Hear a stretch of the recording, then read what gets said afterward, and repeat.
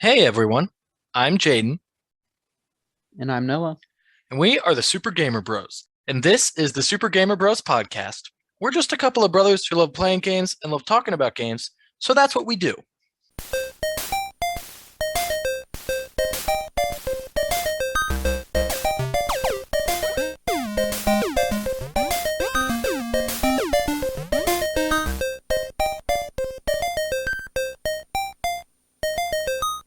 And today, Noah, is a really exciting day. This is our PlayStation 5 Extravaganza The PlayStation 5 Extravaganza.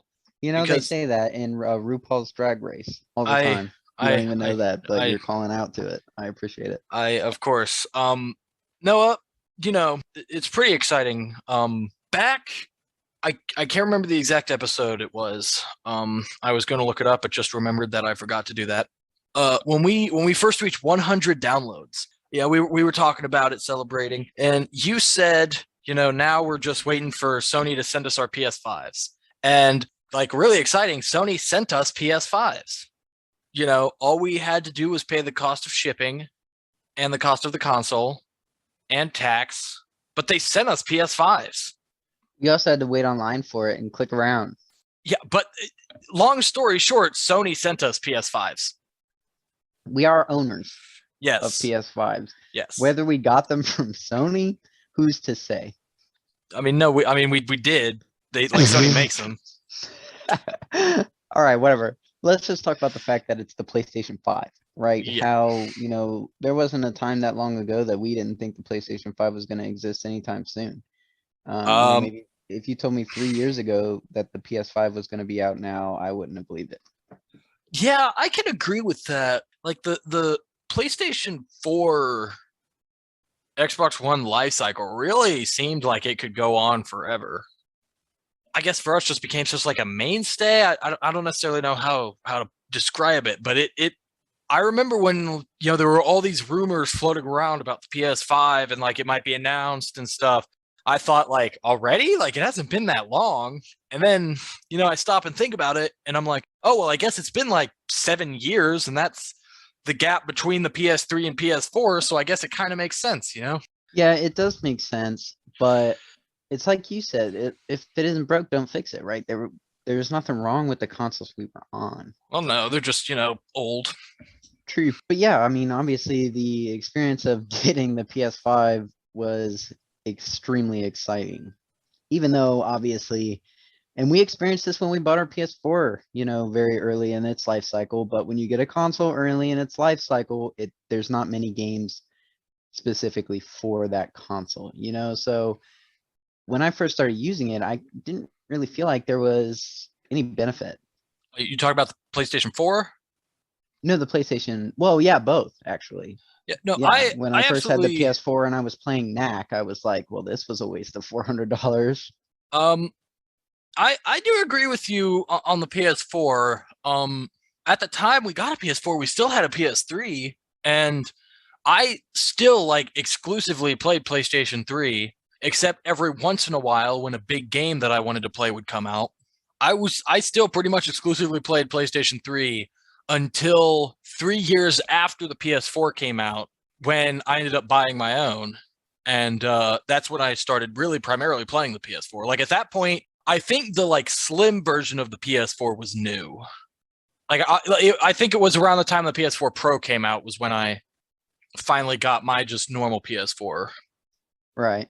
Anyway, and when the PS5 first came out, one, they were straight up impossible to get. And I mean, even now, they're super hard to get. I imagine they were only harder in the early days, especially like the pre orders were just absolute, just utter bedlam trying to get a PS5. And then, like you said, there weren't any games out, and all these people kept we just saw a lot of reports of issues and stuff. So we really were not in a hustle to get the PS5. That's true. There was that issue with the controller drift, and then I saw issues with the console itself, and that made me a little hesitant. Yeah. That being said, I've had none of those issues myself. Yeah. And I know you and Kyle initially wanted to wait until the a few things. One we'll talk about later. basically you and Kyle were like basically waiting until kind of like the slim PS5 came out, because usually by the time that version, that second version of a console comes out, they've got it set down. They've got all the kinks worked out and stuff. So it's obviously just a much better experience. And I thought that was too long, because I know like you think about that with like the PS3, because that was kind of a big one. But the like slim PS3 did not come out that much longer after the original, like maybe within a couple years. But the PS4 slim came out 3 years after the original PS4. So I was like, I don't think you guys are going to want to wait 3 years on this. And I mean, yeah, obviously none of us waited That's 3 years true. on You're it. right about that. But the other thing that also held me back was, or the thing that I originally said was going to push me to get a PS5 was the fact that God of War and Gotham Knights and Suicide Squad and all these games were going to be on next gen consoles exclusively, and not like, I guess, current gen now, right? Ah, God. So they're going to be on Yeah, the PS5 and Xbox Series and not the Xbox One and the PS4. I think all that changed. Like, I think they did announce that God of War is getting a PS4 version. most of them are. I think like Yeah. Horizon is getting a PS4 version, I think. Yeah, but I think that just because people can't get PS5s, right? I would imagine that's a factor, although I understand the argument for doing it, but I honestly don't like when they do that, because I think having to abide by the lower consoles, like the weaker consoles, doing that, you get one of two things. If you have a game come out like cross generation like that, you get one, the Cyberpunk effect, where the PS4, Xbox One versions of Cyberpunk just did not work. They didn't run well at all. But then on the PS5, Xbox Series X, PC, they all ran just fine. They still had issues, but like in terms of actually just running the game, that was fine. Or the game itself is not like as up to date, as kind of good as it could be, because you have to abide by the lower uh, specs of the older consoles. No, that's completely true. I agree with you. But I mean, there is a way it can work, and I think it can be done successfully where you can, there's enough differences to make the next generation version feel, you know, better enough. Like a lot of games already have PS4 and PS5. Like if you own it on PS4, you can pay like $10 something for the PS5 upgrade. And from what I have read, because I have not personally done it, because most of those games that had those upgraded versions, I had already played on PS4, so I didn't really care about playing on PS5. But I've read that they actually there is actually a big difference, and people who have gotten that upgrade think it's well worth the price and recommend it if you do plan on playing like a PS4 game on the PS5 if an upgrade is available. That's really cool. I'll, take that.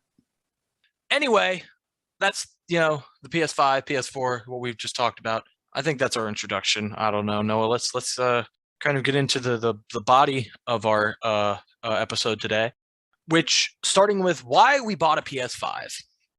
Because as you said, Noah, as we both have said, it's early in the console. There are potential issues with getting something kind of day one-ish or just very early in the life cycle. So it's like, why did we get one if we were, aware of all these issues and stuff? For me, it's one reason: Ratchet and Clank Rift Apart. I was gonna say for me it was two. It was Ratchet and Clank Rift Apart and it was Deathloop. And I don't know how you can say that considering you haven't even played Ratchet and Clank Rift Apart. Well, admittedly, so Ratchet and Clank, a series that is very near and dear to our hearts. Our entire history of gaming, we have played Ratchet and Clank games. And when Rift Apart was announced, I was so upset it was only PS5, because so many games coming out that are like, anything on PS5, 99% of them are also on PS4. Horizon's on PS4. God of War is going to be on PS4. All of these games are also on PS4. And that was like Demon Souls remake was PS5 exclusive, but I had no interest in that. But Ratchet and Clank Rift Apart is like the only game that is PS5 exclusive, because with all the others, like Horizon Zero Dawn, God of War, it's like, I'll wait to play them until I get a PS5. And if I really desperately want to play them, I would play them on PS4. examples of that being like Assassin's Creed Valhalla and Spider-Man Miles Morales. You bought both of those games, the PS4 and PS5 versions, because you wanted to play them on you wanted to play them so badly that you were okay with playing them on PS4. But both of them, I had the opinion of, I'll just wait till I get a PS5 because like I'm not that much in a rush to play either of them. But when I do play them, I want to play them as best as they can possibly be. Right, I get that. But Ratchet and Clank wasn't like that, so I had to get it. I had to get it. Like that's I also because Ratchet and Clank, very important series to us. We do want to talk about that. We will talk about them on the podcast eventually. And specifically, I assumed we would obviously first talk about the PS2 trilogy because that's where the series began. And I wanted to play through the PS2 trilogy before we talked about them. Like I wanted to replay through it just so it would be really fresh in my mind because like I want that to be a really good episode where we're not sitting here struggling to remember things because it's been so long since we played them because I love that series so much. Yeah, I just watch it before the episode now. If it's one of those like Infamous I watched. Yeah, no, I get what you're saying. But yeah, I mean, even so, like I with Ratchet and Clank, I love the series so much. I'm like, I want to play it. I want to be able to talk about all the little details, everything. And so I had thought, oh, it'll take me so long to get a PS5 because of just how hard they are to get. That's something you're always hearing is they're impossible to get. They're super hard to get. So I was like, I'll start playing through the classic series and I'll play through, I think there's 7, 8 main series Ratchet and Clank games. I was like, I'll play through all 8 of those. And then hopefully by the time I'm done with the last one, I'll have a PS5 and then I'll, get ripped apart.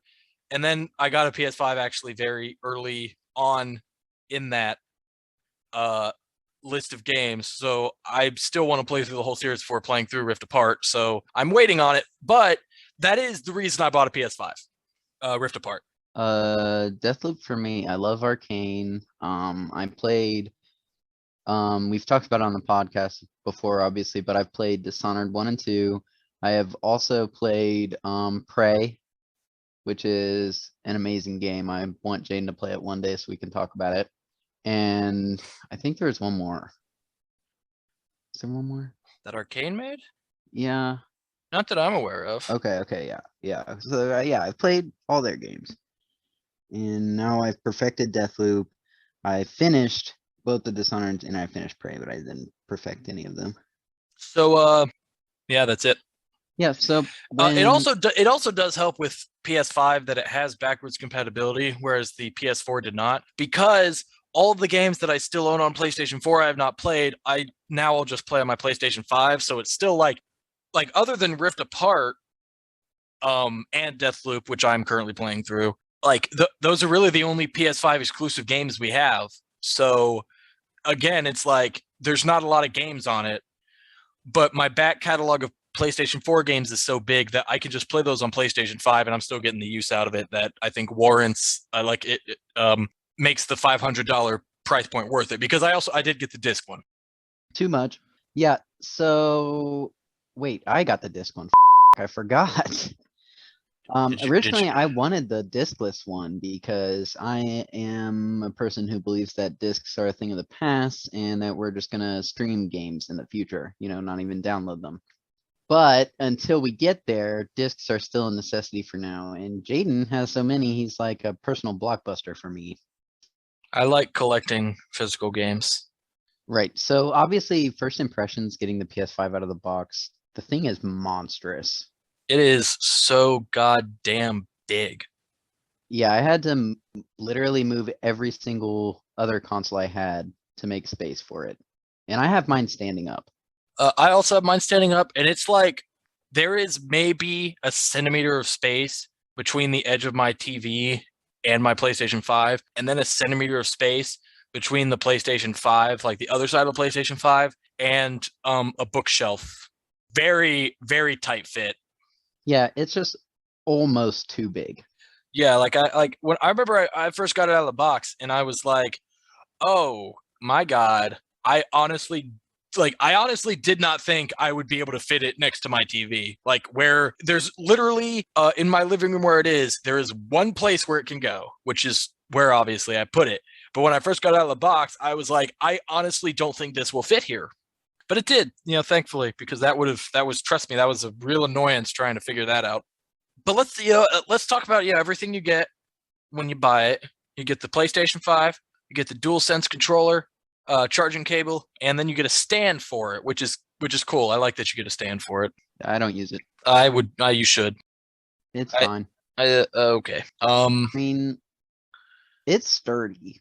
Well, yeah, but it's got it's got like fans on the bottom that are blocked off if you aren't using the stand. It has. I don't know. I might look at that, but I think my stand also broke. Okay, I would if it's not broken, I would recommend using it, but not the point. And that's it. You don't get a tiny little shitty one-ear headpiece like you do with the PS4. You remember that? I do.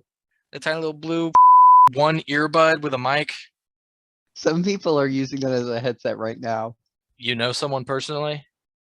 Well, no, I'm just saying that some people are, and you're just they're probably crapping on them. It sucks. I mean, it's like not only is it stupid, it only has one earbud, and it's like the PS4 and PS5 controllers have just a normal 3.5 audio jack, so you can literally plug in any pair of headphones that exists in to your controller, or if you have Bluetooth, you can connect any Bluetooth headphones to the console. So there's literally no excuse for you to use that, because I refuse to believe there is a person out there that owns a PS4 or owns a PS5 and does not own their own pair of headphones for any reason.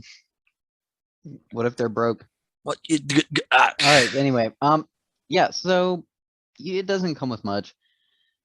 But still, it's huge. The box is gigantic. I'm pretty sure I put it in my storage room just in case, like, for it to have it when I want to move.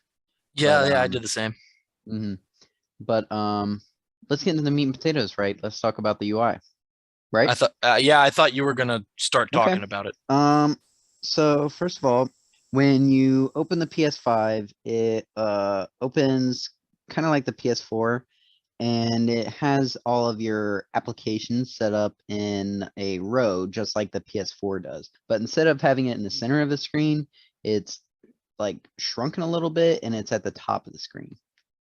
And also a difference is you have two categories on the main page. You have gaming and media, and you press L1 and R1 to switch between the two, or maybe L2 and R2.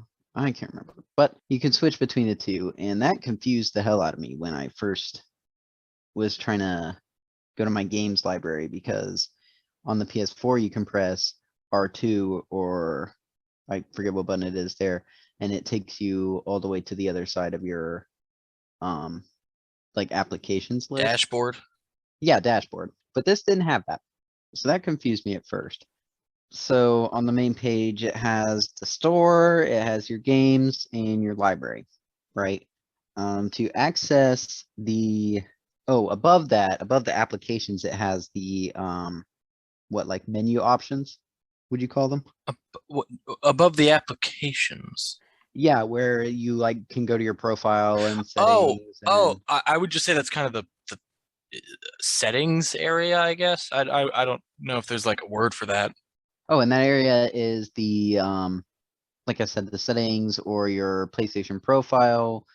And to access that, you have to go back to the main page and then press up.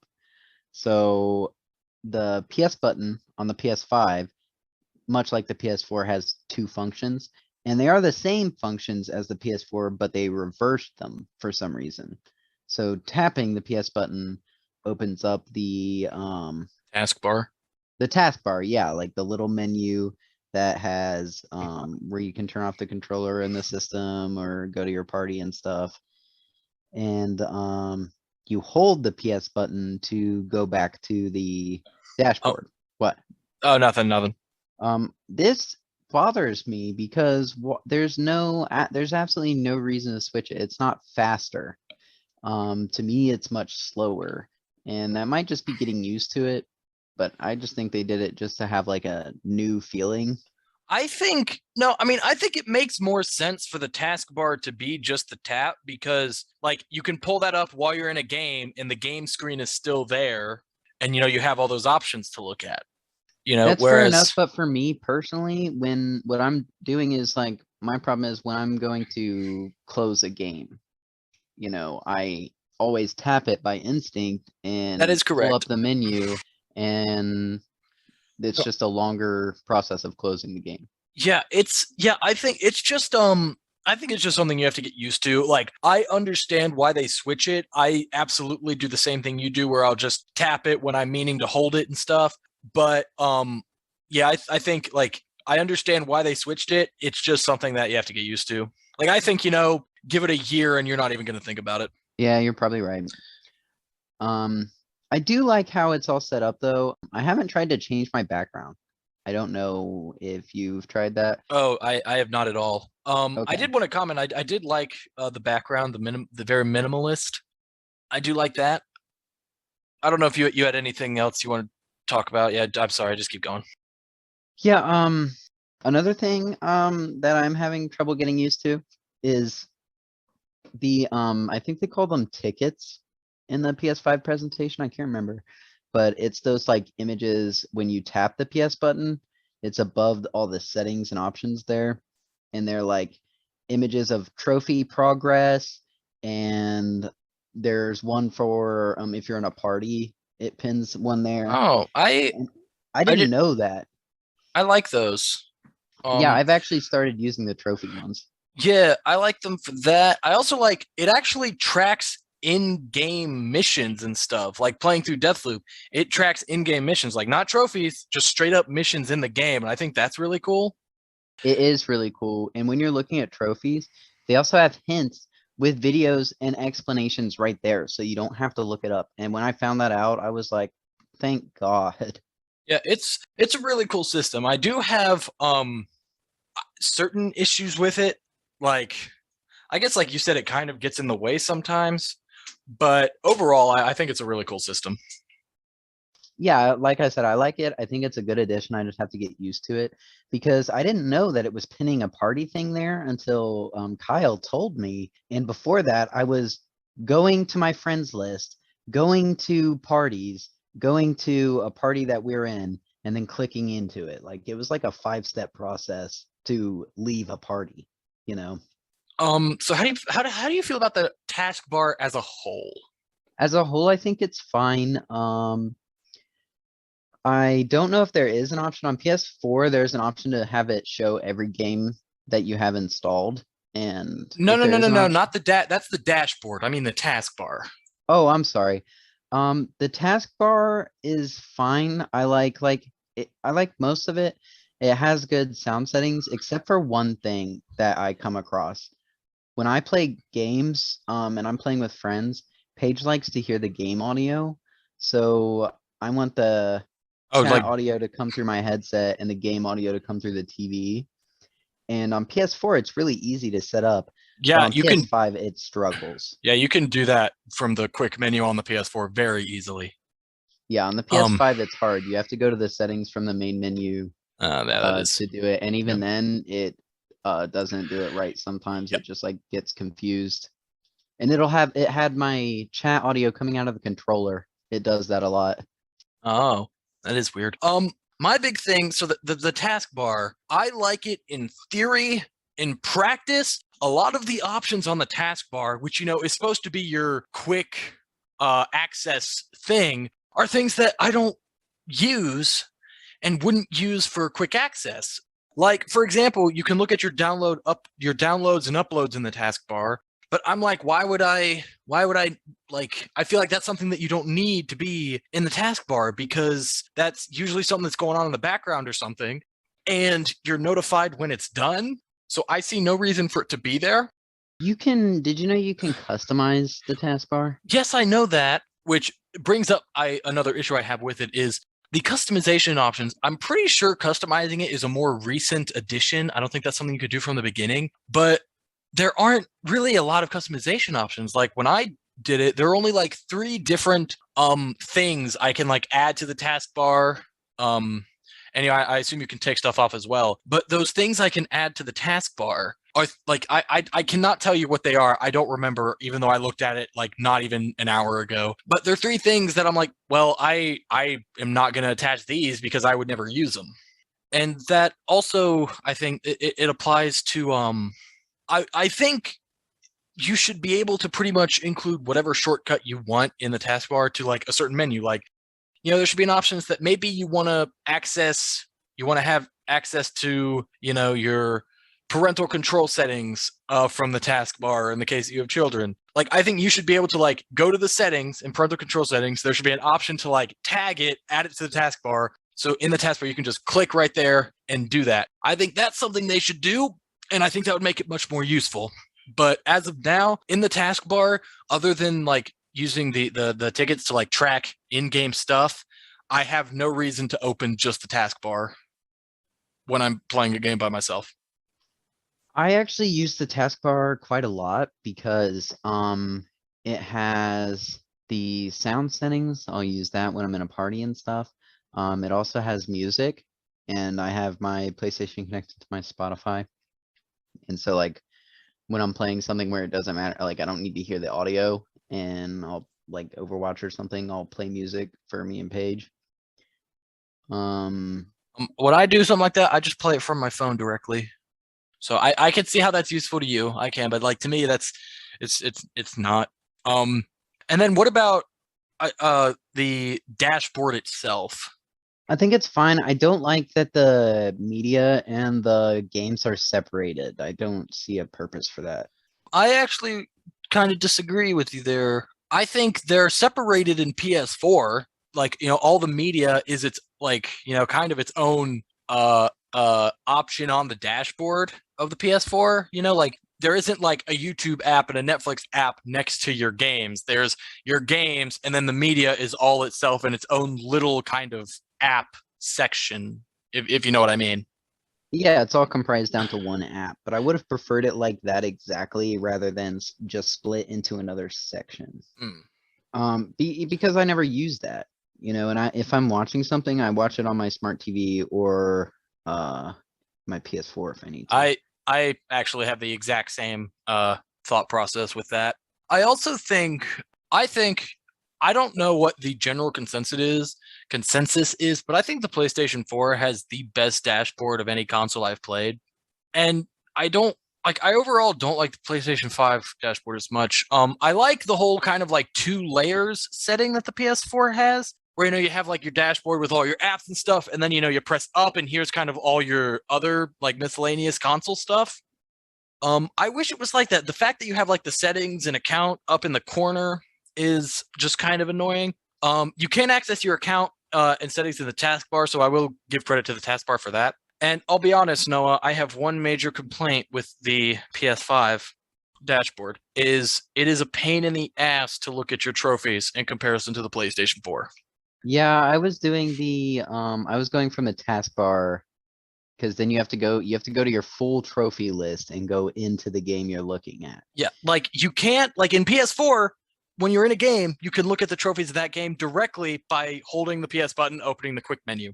Or if you hit the PS button and go to the dashboard, just go up and there is literally just a trophies section. You click on that and you're instantly at your trophies. But no matter where you are on PlayStation 5, you have to go to your account, like click on your account and then click on trophies, which, yeah, that's annoying. Like you said, with tickets, tracking trophy information in the taskbar, they don't show you every trophy in the game, which would, once again, that's basically what the PlayStation 4 does. But like, I wish it did that because that's a way to, quickly scroll through the list without having to leave the game. But PlayStation 5, that is impossible to do. Yeah, those are all things that can be fixed though. Like They updates can fix all of those issues. Any issue with the dashboard, user interface, all that is absolutely fixable. But, it's like, if you were talking about, as we have it now. So it's a complaint I have, True, but I'm saying like the bright side is hopefully those things will be addressed. Yes, I very much assume, like, apparently the trophy menu used to be super annoying. Like, it used to be horizontal instead of vertical looking at trophies. I don't know who dumb decision did that, but they fixed that so it's vertical again. That's good. So, like, it used to be apparently even worse. But I do think they need more improvements to make it just like kind of just quality of life improvements, make it a bit better. Also, this is a complaint I have, very big complaint on. I mean, it's a small issue, but it's something that really annoys me. Is when you look in your games library, when you look at your games downloaded, it's in alphabetical order. When you look at the games you own, just everything you own, it defaults to acquisition date, newest to oldest, and I hate that. I hate it so much. Obviously you can change the sorting. I always change it to alphabetical, but you can't default it to alphabetical. Like earlier today, I went like to my account, I went through like every subsection of the settings. There is no way to make it default alphabetical, and it really annoys me because like alphabetical is so much better because it's like I always know where everything is. Hey, where's Far Cry? Well, it's in the F's. Where's Deathloop? D, very easy. But with recent acquisitions, it's like if you only play the newest thing you bought every time, obviously it's fine because it's right there at the front. But when I have a game that I bought 2 years ago that I never played, and I'm like, oh, I think I want to play that game now, I have to, like having to scroll through your purchases to find it is the most annoying thing in the world. Like that's the way it was on PS3. And that sucked on PS3, which I assume is one of the reasons they changed it to alphabetical on PS4, and now they changed it back. I will give you credit that there should be a setting to choose which one to default to, but that's such a small thing to complain about. It's just annoying. And it became more annoying when I realized that any of your already downloaded stuff is already in alphabetical. Like that defaults to alphabetical. So I'm like, why isn't the other one alphabetical? Just it's like an inconsistent thing, which is weird. And then just the fact that you can't just like if it came by default most recent purchase first, but I could change it and it was like that forever, then it would be nothing. It's like, oh, okay, I had to change that, whatever, move on. Would not even be thinking about it today. But the fact that every time I go in my game library, I have to do that, it's just an annoying extra step of I don't know why I'm doing this. I don't know why they won't let me change it by default. Like that cannot be that difficult of a thing to have people able to do. Right. Let's move on. Let's move on. That's the user interface. Okay, let's talk about this is honestly not a section I personally have a lot to say about, but let's talk about graphics, Noah. Here's the thing with me and graphics. The games look pretty. I mean, that's true. And that's all the thought I put into it. That's fair, but I'll say this. I have more. Yeah, okay, you go. I was just gonna say, I have never been a big graphics guy or a big performance guy. Like there are some people I watch who are like, oh yeah, look at this game, it's running 60 frames per second, 4K resolution, and oh, this game, like I can't believe this game, they locked it at 30 frames per second. That's so annoying. Like, why can't they do a full 60? And I'm like, I don't care at all. I literally did this just to be an asshole. But I bought a 4K TV before I bought I bought a 4K TV like a year before I bought my PS5 because I had the thought process of it does 4K, so I'm going to buy a 4K TV because I just want to get the most out of my PlayStation 5 that I can. But I can't tell a difference between 4K and regular HD. Like I can't at all. The games look nice, whatever. Like so many videos, of people like comparing like, oh, here's PS4 version of Spider-Man to PS5 version and stuff. And I'm just like, yeah, they both look nice. And that's it. I cannot tell a difference. So it was super pointless for me to buy the TV for the PS5. I knew it when I bought it. I just did it anyway. And yeah, in performance of this game 60 frames per second, whatever, games like dropping frames, none of that bothers me.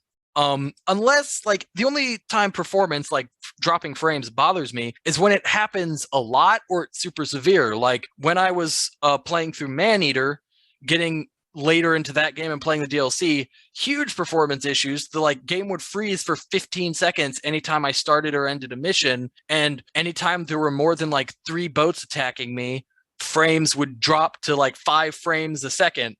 And like that is like super severe, and it was super, you know, consistently happening, which is why I felt the need to mention it. But like if I'm playing a game and like once an hour there's a frame drop, I would not even think of that as a complaint to tell someone in a conversation.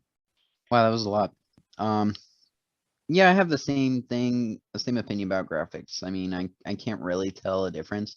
But I will say that playing through Deathloop and Ratchet and Clank Rift Apart, I did notice how amazing it looked. And specifically, I'll say like textures, like in Ratchet and Clank, Ratchet's fur, and I want you to pay attention to it when you play it, but he had like the way his individual hairs were animated, it was just crazy to look at, you know. And then they also had water effects that were interesting. And then of course the lighting, that's what it's all about. Yeah, I mean, I could agree with you at Deathloop. You know, like I have not put as much time in the game as you have, obviously, but it's a very nice game. It is very pretty. I love just like every time I'm looking at it, I'm like, yeah, this is nice. And they look nice, but it's not something that I ever feel like I can really have a good conversation about, because someone might be talking about like all those different things about a game, like performance, graphics, 60 FPS, all this stuff. And my response will always just be, yeah, the game looks very nice, you know? Right. So I think overall I can tell they're better, but I think they're fine in general. I think it won't be like extremely noticeable until somebody does like a super realistic game, you know? Yeah, I can agree with that. It's like a Red Dead 2 PS5 version or some crap Yeah. like that. Yeah, or like Last of Us Part 2. Something I can absolutely talk about, load times. Man, games load fast. Yeah, I was gonna say, because on PS4, whenever it's loading, I'll be like on my phone or doing something else. But on PS5, there's almost no downtime when you're playing a game. Yeah, like it really, I think peak of load times hit me on PS4 playing through like Lego The Incredibles, because as fun as that game is, literally I timed it, and like every loading screen takes like a minute and 15 seconds or longer. And I'm like one mad about that, because I'm like, this is a Lego game. Chill out and load, quickly. I'm dying. You're not like, I'm like, what? I'm not playing Red Dead 2. I'm not playing Skyrim Remastered. Why is it taking an hour and 15 minutes to load the hub world of a Lego game? Really annoying. And yeah, so like that was, I think I played Incredibles before I got my PS5. It might have been after, but it would have been like right when I got it. But then I played through like Spider-Man Miles Morales. I played through that on PS5. And my God, it is like, for me in the dashboard of the PlayStation 5, like pressing the X button to start the game, to me swinging on a building is 30 seconds or less. I would honestly say less. I would say closer, like 20 seconds. It is insane how fast. Once again, game pretty. It's a pretty game, and it works. It loads so quickly. I love it. I love it. I love it. I love it. Yeah, I was gonna say the longest load times I have on PS5 are, this might not surprise you, but Cyberpunk. And that might be like 30 seconds, you know? Yeah. It's still like less than a minute. Yeah. Yeah, I love it. Load time's great, awesome. That is one of the things that I was actually like excited for with getting a PS5, and one reason why I definitely, for any game I own on PS4, I'll probably just play it on my PS5 anyway, is just for the load times. Right. So after that, we have the storage. Obviously, many of you know the storage for the PS5 is not great. Yeah, I think this is something that again, it is not an issue that affects me at all. And just explain first off the storage. I think on the box it is 875 gigabytes. I think that's what it says. Obviously, like any other console, that's a lie. Because one thing that none of the consoles obviously tell you, and some people might not even think about, is that the console itself, the user interface of the PS5, the dashboard, the settings, looking at your profile, looking at the trophies, all of that takes up space, and that takes up space off your storage, which obviously is not something they advertise to you on the box when it says 875 gigabytes. With all of the like system settings taken off the storage, you have 667 gigabytes. Now, that is obviously more than the PlayStation 4 had. It is not as much as the Xbox One, which is at an even terabyte before all the system settings. But it is like, it's less than the PS4 Pro, and it's 600 gigabytes is not as big as 500 gigabytes on the PS4, because games are a lot bigger now than when the PS4 was released. That's true. However, Kyle has pointed out to me multiple things about storage that he's noticed. First of all, PS5 games are smaller than PS4 games. They're less gigabytes. Second of all, you can, even though you cannot use third-party external hard drives for PS5 games, you can use external hard drives for PS4 games and play them off of that, so they don't take up space on your system itself. Oh, interesting. I did not know that. Yeah, I know. I think one thing that they also do is you can download PS5 games onto an external storage and save them there, but you have to download them to your actual console storage to play them. So that is like a thing you can do. It's kind of useless, but it exists. It's like deleting them and re-downloading them. Yeah, pretty much. Yeah, that's why I said it's kind of useless, but it's something you can do. Again, as I had said previously, this is not something that affects me because of the fact that I don't play multiplayer games. So, I play almost exclusively single player games. So I beat the game and then like I delete it. Like there are people out there, I don't know why they do this, but they like hate deleting games. No matter what the game is, they'll have their console storage full of all these different single player games that they've beaten and stuff. And they get mad at a system for having to like delete those games, because I guess it's like, what if I want to play them? But it's like, I know for a fact, for a lot of people, most of those games they have are games they'll never play again, ever. When I beat Spider-Man Miles Morales, I deleted it because it's like, I got the Platinum Trophy. There's no DLC coming out for this game. There's no reason for me to own this game. I will probably never play it again. And then, even if I wanted to, I could re-download it. So I deleted it. And that, I think, really is something that you and I think, keep just from the fact of all the way back on the PS2 and our PS3, which did not have a lot of storage. So we had to delete games all the time for new games. But yeah, like it's for people out there who, like people I watch on YouTube playing games that, they're like, oh, I can't believe I have to delete Retro City Rampage to make room for this new game. And I'm like, you're like, when do you play that game? Have you like, when would you play that game? So that's the whole thing why it's not a big deal to me with single player games. The problem would be for someone like Noah, who plays multiplayer games, because especially if it's a multiplayer game you continuously play with friends, like you said, like you mentioned earlier, playing Overwatch, those aren't games you usually delete, because you can play, like there's any point where a friend might be like, hey, let's play Overwatch, and you'll be like, yeah, and you'll play it. So those games, have to, like, you kind of have to keep them downloaded, and that's when I think the space thing would become an issue. Yeah, as a multiplayer gamer, I will say it is an issue. I play both, so I do my single player games like beat and delete. Oh, I like that. We should beat and delete. We got to put that on a shirt. I like that. Yeah, okay, that's a good idea, actually. Hold on, write that down. Hold on, where's my phone? Hold on. Shut up. Hold on. I need to talk to a graphic designer. We're getting this done. Beat and delete. I love that. Oh my god, that's the greatest thing we've ever done.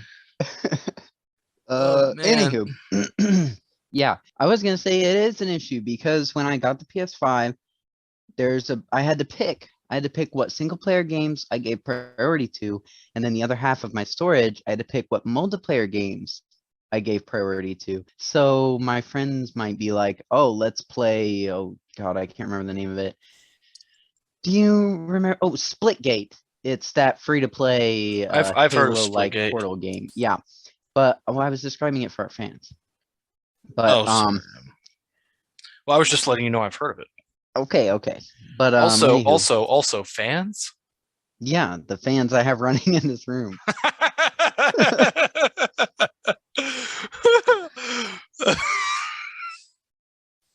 Oh, Hold on. listen. Just keep talking. Just keep talking. Okay. Yeah, so what ended up happening was I had to pick what multiplayer games I gave priority to. And so I chose games like Overwatch, um Rocket League, games that we play more often. And with that being the case, they'll be like, "Oh, let's play Splitgate." And I'm like, "Damn, we can't play Splitgate. I don't have it downloaded. You know, we got to play something else." That being said, it's a good segue into our next segment, which is the download and upload speed. If my friends want to play Splitgate and I don't have it downloaded, it's ready in 20 to 30. You know, as long as it's not a gigantic game like a GTA or a Call of Duty or something, those probably will take an hour. But uh, any regular sized game will take me no longer than 30 minutes to download. I think that's very impressive. I have nothing to add to that because it's honestly not something I ever pay attention to because I have never really had that, oh, I need to download this game and it needs to be ready to play as quick as possible. Usually I will download a game like 3 weeks ahead of when I plan on playing it because it's just like I'll usually, because what I do, every once in a while, like I'll be in the middle of a game and I might be getting towards the end of it and thinking, oh, I don't know what I want to play next. Let me look through the game library. And I'll look through the library. I'll download like 5 different games that I'm like, oh, hey, this game. Yeah, I'll download that. And then, those I'll download and I'll play them. I will say, I downloaded Far Cry New Dawn today because you and I are playing through that soon together. I was shocked at how fast it downloaded. So I will, despite the fact that download speed is not something I normally pay attention to, it was like I started downloading it and was like, oh, okay, it's done. Oh, that's cool. Like I wasn't expecting that to be done so fast. Yeah, it's cool. It is fast. Yeah, I've had that happen multiple times because on the PS5, playing a game does not slow down the download that much. So I can be like, all right, Splitgate is downloading. Let's play Overwatch, and then after 2 rounds of Overwatch, I get a notification that Splitgate's ready, and I'm like, oh, Splitgate's ready. Let's go. You know. Yeah. But I do have actual metrics for you also. Oh, Um, that's good. I tried looking for metrics and could not find anything. I just have my personal Oh, these are recordings. your personal. Okay, that's. Yeah, I guess I could have done that. because I That know makes my sense. speeds on PS4 versus PS5. Oh, okay, that's cool. Yeah. Yeah, so wirelessly on PS4, I would get like 50 to 70 megabits per second, which is better than I ever got at my old house. It's not that bad. With the wire, my PS4 gets about 100 to 130 megabits, Mm-hmm. which is fantastic. Yeah. My PS5 wirelessly gets 100 to 130, and with the wire, like 150 plus. That is really good. Yeah, we don't have gigabit in our area because we live in not too populated area. So yeah, that's really good for us. Can you Noah, explain what that means? you don't know what gigabit is? No. Well, think about it. You get 150 megabits Mhm. download speed per second. Well, gigabit is a gigabit per second download speed. You get gigabits? I don't, other people do. Oh, Like it's a newer thing that like I think Google started it first just to pressure other like wireless companies to do it because they absolutely have been able to do it for years. They just, limit our speed on purpose because it's more expensive for them to do. But like I know because a lot of uh I used to like listen to a gaming podcast where the people were based in Austin, which was one of the earliest Austin, Texas, one of the earliest places to get gigabit speed. Like Google, like Google Fiber, That's what that like five. That's what that is. It's gigabit speed. And they wirelessly download. In the areas where they had it, one guy he said he wirelessly was getting about 300 megabits per second. Oh my god, And that's wired, insane. and he said I think wired his download speed was closer to like 700 or something. Yeah, so why don't we push them to do that? I don't know, man. That's move to Austin. Political? I wouldn't say political. I don't know. I don't know. Yeah, that would be nice, but you know, who cares? Anyway, I'm glad you tracked those metrics because I didn't. I'm glad you're putting some effort into the podcast. It makes me feel nice that you care. All right, now that Noah's being silent, we'll go ahead I and was move getting on. something to eat. Did you say something? No, did you? Can I just ask? Did you actually not hear what I said? No, I heard what you said. Okay, I was gonna say, good thing he doesn't listen to this podcast. No. That's funny. Oh No. my god. No, yeah, no. That's just something I pay attention to because, like I said, I download and not upload things, but I download Yep. things and delete things and re-download things a lot. Mostly, honestly, fighting games. Ugh, like I watch them and I love them, and then I download them and I can't motivate to play them, you know, I and get then what I you're saying. delete them again, and then I go back through the whole cycle. So that's why I try to convince other people to play them with me Oh, that is because I funny. want to play them. That is very funny. Anyway, so let's move on to the DualSense controller. So this controller is powered by some pretty cool. I don't forget what it's the adaptive trigger technology and magic. Wow. Thank you for that sarcasm, Noah. They actually say magic. I think haptic feedback is what is the thing I'm thinking of, and magic. No, they honestly, despite the fact that it would not surprise me at all for Sony to say their controller is powered by magic as some sort of marketing thing, I don't think they've ever said that. So what do you think of the controller though? Oh, I love it. It's awesome. The different like feelings, like the very minute kind of vibrations that you feel in different parts of the controller when you say get shot from a certain direction, or even just as you're walking and you feel the kind of just vibrations with each step on in your hands is really really cool. The adaptive triggers are really cool as well. They the triggers, they change sensitivity and force of how you press them depending on what you're doing.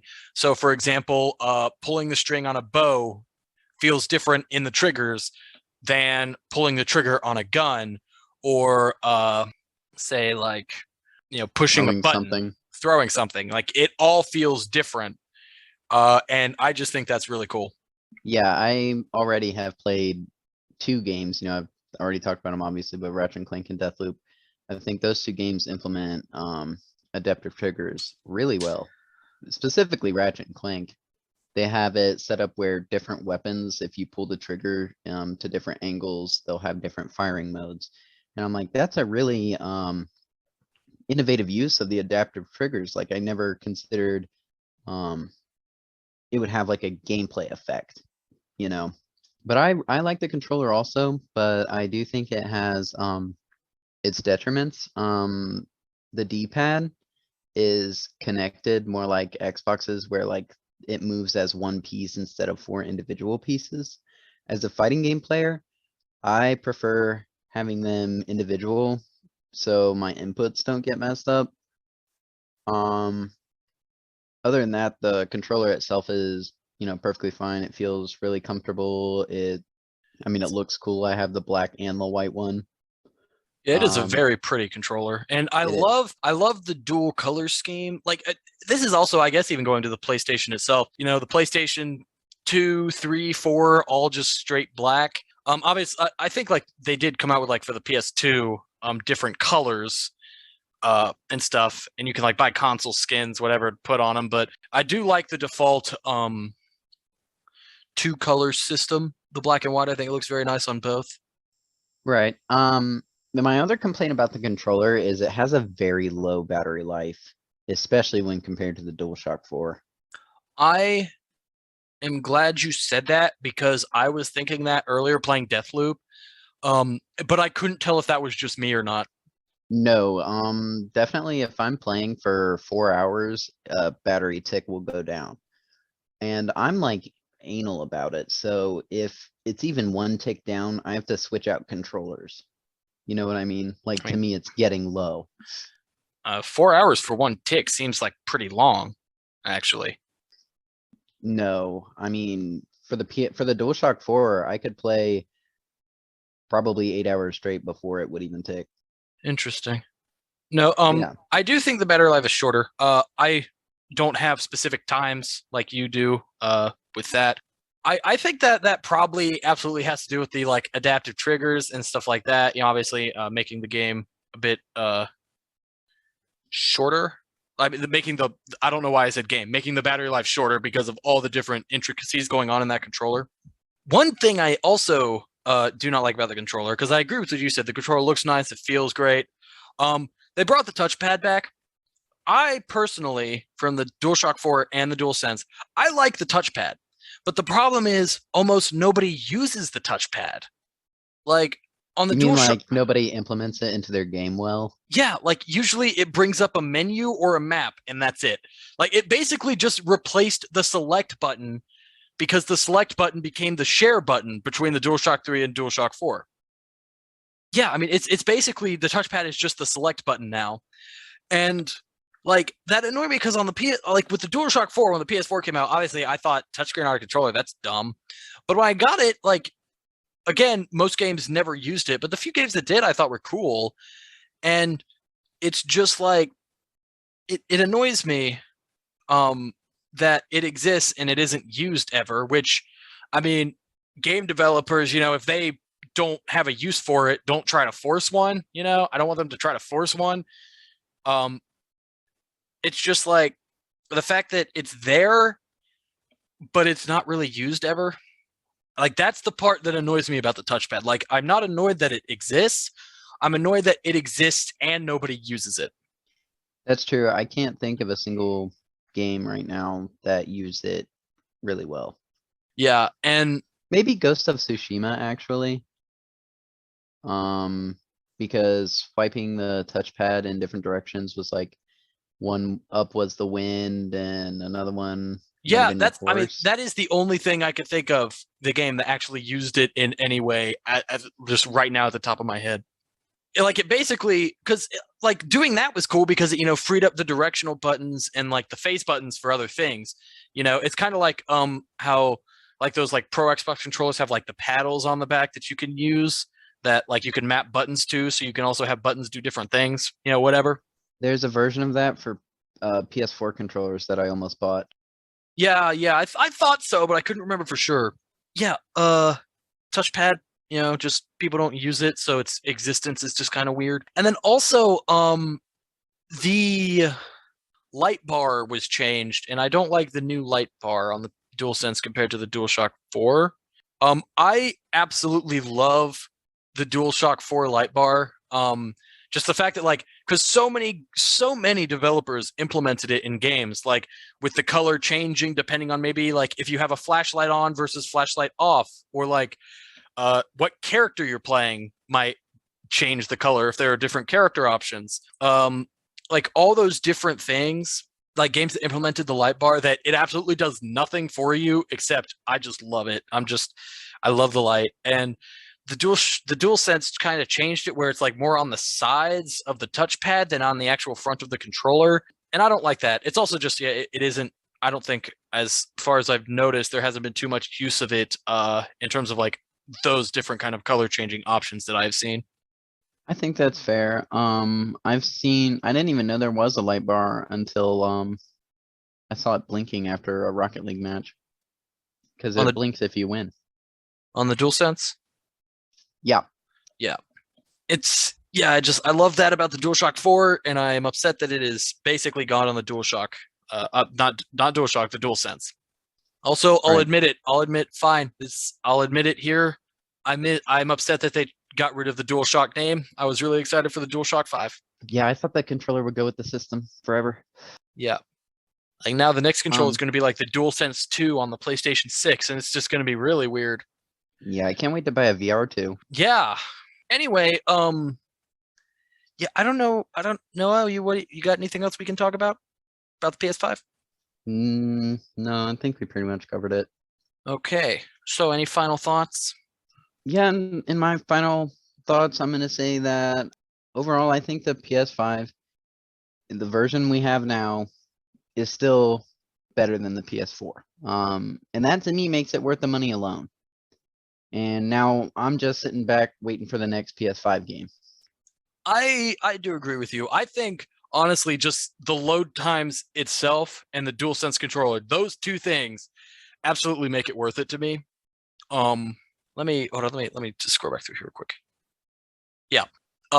Just the controller effects are really cool, and the just fast load times. Like I get, for people like on PC, maybe, they're used to that fast load times and stuff.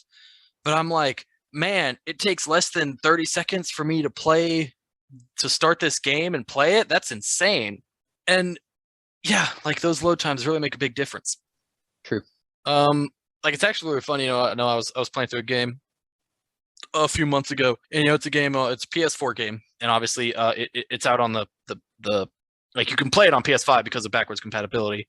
Another reason I think that puts the PS5 kind of further up in the get it sooner category, I guess, is the fact that it is backwards compatible. So it's like you can basically just replace your PS4 with a PS5, Whereas with the PS3 to PS4, you could not do that. You had to keep both. But there was a game I was playing through, and I was doing a trophy guide, looking at a guide, and there is one really really grindy trophy that, like, literally when you read the guide, it's like, yeah, this one trophy is the reason this game takes like 35 hours to complete. Like half of your completion time is just working for this one trophy. And there were, obviously, like, trying to think of the word, like, what would you call it? Like different ways, different things you could do. Methods. That's the word. Different methods to get the trophy that would take varying speeds and be varying levels of fun. And there was one method that literally basically relied on load times. And so the person in the guide basically said, like, I only recommend using this method if you have a PS5. That's incredibly niche. Yeah, I know. But it's just like, yeah, that's how much faster the load times are, I guess. And then, let's just but yeah, I think it's worth it. I think it's cool. So now we're going to talk about, for anyone who maybe is still listening to this that does not have a PS5, maybe we convinced you that you would get one. How do you get a PS5 right now? Obviously, right now is harder than any other time because it is the holidays. So that's something extra you have to deal with because, people suck. You mean a lot of people want things? Yeah, a lot of people want a PS5, but I got my PS5, and then I got Noah's PS5, and then I got Kyle's PS5, which I really think it's funny because, at least Noah, this might not be how it felt to you, but it's kind of how it felt to me. Was when Rift Apart came out, and I was like, oh man, like I'm kind of really wanting to get a PS5 just for this one game. And I would talk to you and Kyle about it, and you both were like, oh, I'm waiting. You both were waiting for like the slimmer, more like kind of upgraded model, is what you said. And then That's not true. that's just what you said. I said I was waiting for God of War or that, whichever came first. Gotcha. And oh, you did say you were also waiting on games. And Kyle's biggest thing was the storage. He didn't want to deal with the storage stuff. So he was like, yeah, I'm waiting until they kind of like allow external storage or something like that, is what he was waiting on. And then I got mine. And all of a sudden, to me, you both were like very interested in getting PS5s. Me, you should know that it was Deathloop. When I told you, like, I think like when I initially told you and Kyle about it, you both did not seem interested. But then it's like I got mine, and you both were just like, well, hold on now. Hold on. Can you give me one too? I'm just saying, like, that I was just laughing maniacally to myself about it because that's very much what it came across to me. Like I said, I don't know if that's was the tipping point for you, but at least very much for Kyle. Like Kyle was like, I told Kyle like, hey man, I got a PS5. I can like try to get you one too if you want it. And he was like, no, I'm waiting, blah blah blah. And then I got you one, and it was like maybe a week or so after I got yours that Kyle messaged me and he was like, hey man, I think I want one. I think I want one now. And I was like, oh yes. Yeah, I just love that. That's very much what it seemed like to me. Like you both didn't care until it was there. That is funny. You know what I Uh, said when you got yours what? to Kyle? What'd you I say said to Kyle? he even got his PS5. He said, "Oh, that's exciting." I said, "What's he's gonna play?" Oh, that's funny. And that's Um, true, because like I said, even now I finished Ratchet and Clank, I finished Deathloop. Now I'm playing Resident Evil 8, which kind of counts as a PS5 game. yeah, I mean, it's out on PS4. Exactly. And Like, I think we bought the version, like the PS4 and PS5 version. right, so now I think I'm waiting for what? Horizon? I don't know. Um, I mean, Horizon's out on PS4, so it's like I don't know if you would say you're waiting for that in terms of being a PS5 game. Like That's true, but you said that earlier, but they weren't originally planned to be developed for PS4. That was an afterthought. I don't know. I think Yeah, I thought it was just came out recently that God of War was gonna be on PS4. no, I feel like both of them were always on both. I'm about to Maybe look I'm up the announcement trailer. you don't have to do that. I don't know. Maybe I'm wrong, but that was always my thought process behind it because I just always remember being annoyed about it. So how do people get PS5s? So I just want to tell you, when I decided I was going to get a PS5, when I said I was going to get a PS5, really what kind of the nail in the coffin, per se, of me deciding, yeah, I'm going to do it was I was on Twitter. No, I know you don't. I don't think you use Twitter often, but like on Twitter there are topics which are basically like, yeah, I mean they're what they're like. You can search for a topic and like any tweet that mentions, like you can search like PlayStation 5 as a topic. Any tweet that mentions PlayStation 5 will pull up, and you get like recommended topics when you're just scrolling through your feed. So I was doing that, and it was recommended topic PlayStation 5, and it was this guy tweeting. I'll go ahead. Let me pull up Twitter and get his Twitter handle right. It is Matt Swider at Matt Swider, MattsWider. And he is a guy, one of several, but he is the one that I used. Several people that literally like all they do is follow PS5, Xbox Series X, restock news, retailers and stuff, and they tweeted out like, "Hey, there's going to be a restock at Walmart this Monday, 3 p.m. Do it, like be there," and stuff like that. And they also offer like give you tips and tricks on how to get it. Matt Swider himself, usually whenever there's a big restock, he will also live stream it, so you can kind of join in on his live stream and see kind of what he does. So yeah, it was a tweet from him that said, "Hey, if you're trying to get, like, if you want to get a PS5, follow me, activate notifications, and like listen to my like tips and tricks." And I remember I thought, because I hate any sort of like push notification on social media. I hate those. And I thought, okay, guy, like I'm going to give you a chance here. And I'll go ahead and activate notifications for Twitter because of you. And this better not be a waste of my time. All to myself. I'm saying this to myself because he obviously doesn't know who I am or that I exist. And I did it. And it was like not even a week later, he tweeted about a Walmart restock. And my first try, I got a PS5. So if you want a PS5, I would recommend following these people on Twitter who announce these restocks. Like I said, at Matt Swider, MattsSwider, and turn on notifications, and you will literally get alerted the second a restock happens, and you can try to get a PS5s.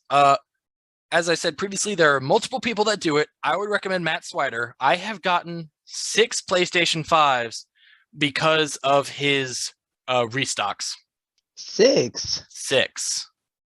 You got 3 more? Yes. God. Because I can tell you, I'll go into details of that. But Yeah, I've got 4 from Walmart, 1 from GameStop, and 1 from Amazon.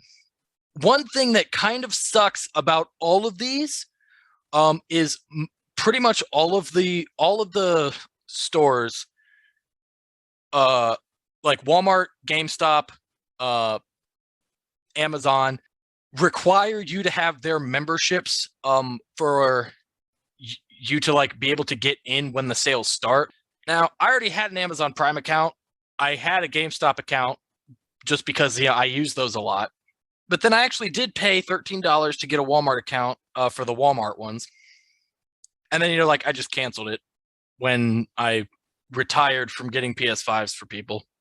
But yeah, those That are the was a ones that I got them on. tangent. Yeah, those are the ones that I got it on. They, like I said, just follow that guy. There are others. I don't personally know any of them, but they're all kind of a group. They all know each other. They're all like working together because I really want to give these people credit because of how like they're just really nice people, because they're doing this to help people beat the scalpers and bots that are trying they're trying to just get them all and just overcharge people for them on eBay and stuff like that. These are just people who all they're doing is helping people get PlayStation 5s and Xboxes. Yeah, so no, I got my PS5, I got you a PS5, I got Kyle a PS5. I got ours 3 originally from Walmart. And when ordering from Walmart, it was like all the shipping dates were like a month out. And as he had told us, Matt, like in one of the live streams I'd watched, he said it might get there sooner, it might get there later. You don't know. All you know is that you have one coming eventually. So then, while I was waiting on Kyle's from Walmart, because the shipping date had been a month out, there was a GameStop restock. And I thought, well, let me see if I can get him one, because GameStop, like every other retailer, with the exception of Walmart, if you get it, it's shipped to you immediately. So with his, I thought, well, let me try this GameStop, and I got one from GameStop, so I gave him that one. So I had this extra one from Walmart coming, and I was going to cancel the order, and I was like, well, let me see, like if there's anyone I know that maybe knows anyone that wants a PlayStation 5,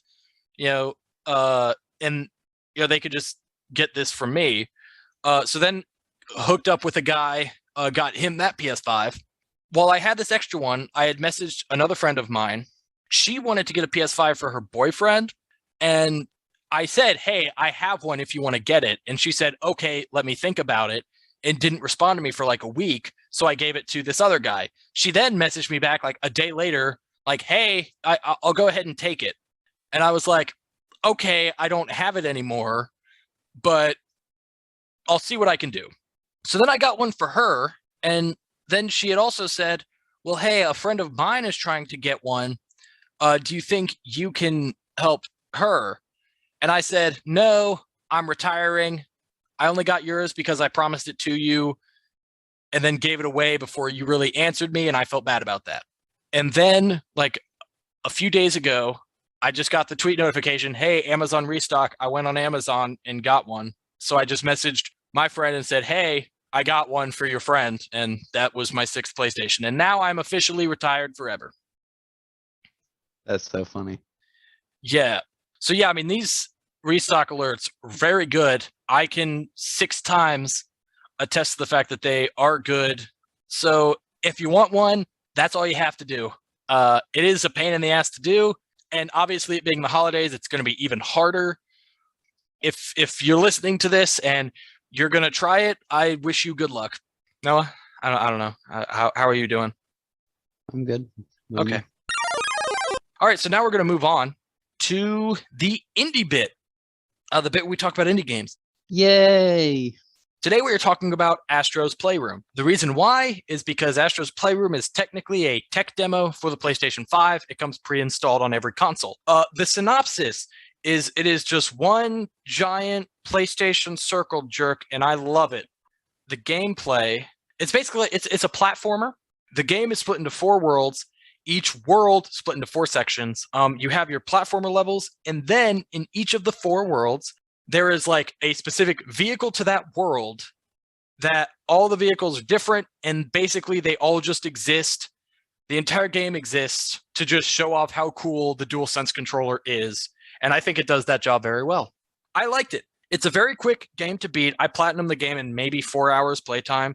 If you love PlayStation, you'll absolutely love this game. It's a very fun platformer. The vehicles are all really cool. The actual just straight up normal platforming gameplay itself is very nice, simple, and fun. And it was a fun game to complete. And it's a very beautiful game. And that's all I have to say about it, Noah. I mean, as a tech demo, I didn't mind it. It's cool to see all the PlayStation stuff. I mean, a lot of it I really didn't know what it was. I also didn't complete it. I did think it showed off the controller really well, though, like you said. Yeah, I mean, it was fun. That's all I gotta say about it. Yeah, there's really not much to talk about because of just how simple it is. But yeah, it shows off the controller really well. And I do, like I said, it's just the whole thing is just PlayStation reference after PlayStation reference. And I guess I didn't even think about that, but you know, I got the last year or so really interested in the history of like the PS1, PS2 era of games and the popular games on those consoles. So I do know more about those than you do, Noah. So I guess that's something I didn't think about. But yeah, like I got a lot more of the references than you did probably, and every time I was sitting there laughing and pointing at the screen and looking at my girlfriend and going, "Look at this thing!" But no, it's a fun one. It is a really fun game. And yeah, that's it. Very, very short indie bit because yeah, that's it. So Noah, the next indie bit game we're playing, or you know, we're talking about is Bug Snacks. Yay! Yeah, Bug Snacks. Weird game, fun game. We'll talk about it next time. Yeah, I'm excited to talk about it. It's a great game. Yeah, I'm excited to talk about it too. All right, so don't forget, new episodes every other Monday. Rate and subscribe. Tell us if you like our show, or tell us if you don't, and tell us why. Tell your friends and enemies about the podcast. You can follow our Instagram, the Super Gamer Bros, for updates on episodes, and you can subscribe to our YouTube channel, Super Gamer Bros, if you want, where Noah has still not uploaded the 2 newest episodes. Ah, I didn't know they were shared. Yeah, I'm pretty sure. Hold on, let me check. Like, I don't think you uploaded Outlast yet. I'm pretty sure I did. Or at least have it downloaded. I thought I uploaded it. It might be like private or private. something. Yeah, I might not have made it. Here, let me check real quick because I can pull it up on my phone.